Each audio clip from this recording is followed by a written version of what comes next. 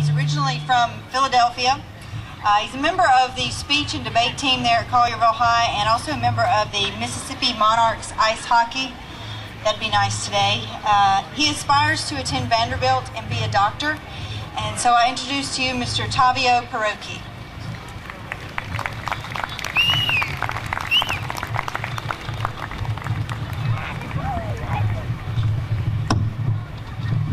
How's everybody doing today? Good. You know, we're not all just here to protest the higher taxes, government-run healthcare, government-run businesses, everything else the administration's doing, though. But I mean, today, though, it's also a day to remember what our country was founded upon and what we were back then and what we still are today. So I think the best way to do that, though, is to read some of the most profound words from one of our greatest statesmen, Thomas Jefferson.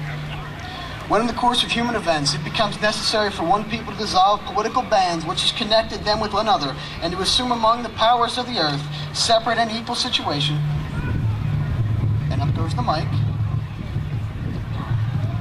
go, which the laws of nature and of the gods entitle them, a decent respect to the opinions of mankind requires that they should declare the causes which impel them into separation. We hold these truths to be self-evident, that all men are created equal, that they are endowed by their Creator certain unalienable rights, those of which include life, liberty, and the pursuit of happiness. That to secure these rights, governments are instituted among men, deriving from them the powers from the consent of the governed. That whenever any form of government becomes destructive of these ends, it is the right of the people to alter or abolish it, and to institute new government, laying its foundations on such principles and organizations of power in such form as to them shall seem most likely to affect their safety and happiness. Thomas Jefferson, July 4th, 1776. Jefferson wrote these words, and even though he couldn't imagine what they would echo 233 years into the future, neither he nor the Founding Fathers envisioned an autocratic America, but a government of the people, by the people, and for the people.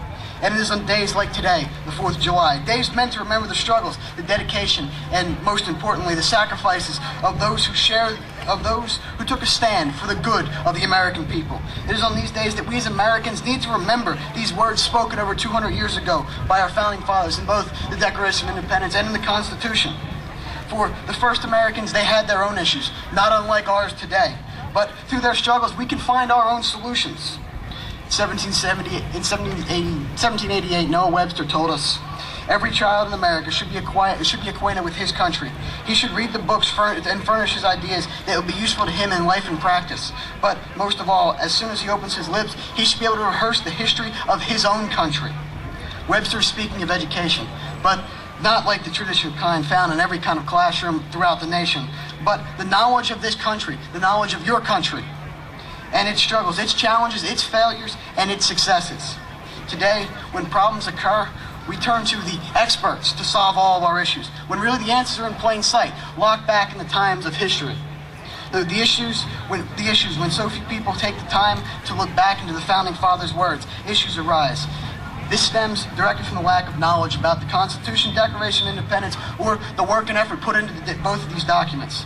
The answers to most of today's problems, taxes, healthcare, the problems, they're contained in the words of the Founding Fathers. But when so few people take the opportunities given to them, the opportunities to learn freely about their country, the powers entrusted to them, the powers of a nation, fall mute. And the hands of this country land themselves, well, into the wrong hands, of course. Well, when the popular mentality has become, and I quote, we are not folks who are scared of the future and look backwards. No one is looking to the past, to what this country was founded upon. People from all across the globe used to flock to this country, legally, of course, for the taste of the complete freedom they were given. The freedom that was envisioned by the creators of this great nation. But today, we find ourselves about to be fined $1,000 per individual for not abiding by health care. We find our benefits on healthcare taxed. We see taxes going up. And we also live in a world where the government controls businesses like GM in what is supposed to be a free market. They've gone so far, though, as to see federal arbitrators come in and have to stop the government from attacking the businesses and moving them away from a free market, more toward a government-controlled market.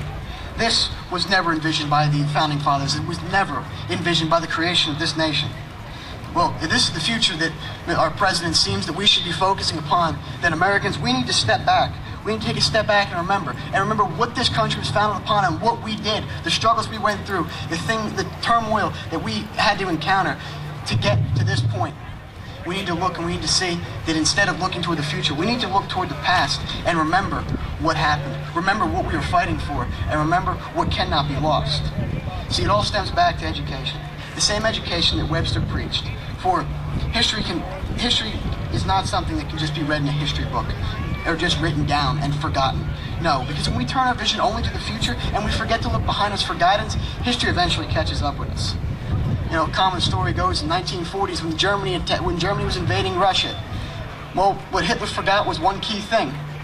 Napoleon had tried this over 300 years ago, and he failed due to one factor: the cold Russian winters. But Hitler, looking only toward the future and only toward his prospect of blitzkrieg, forgot about the past.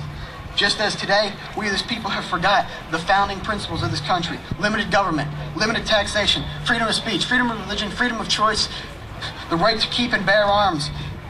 And if we could just take a step back, especially on a day like today, on the 4th of July, and just remember what this country was founded upon and those principles, the principles we continue to fight for today, we could see our country headed down a brighter path.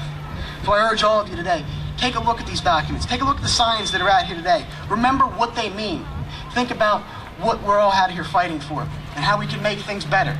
It's not just through signs and just through organization, though, but it's through educating everybody else who's not here at this today. Educating all those who didn't come today, why they should be here, why we are headed down the wrong path as Americans, what these signs means. Why are we telling America to wake up? Simple. Because people have forgotten the principles of this country. We've forgotten what we were founded upon.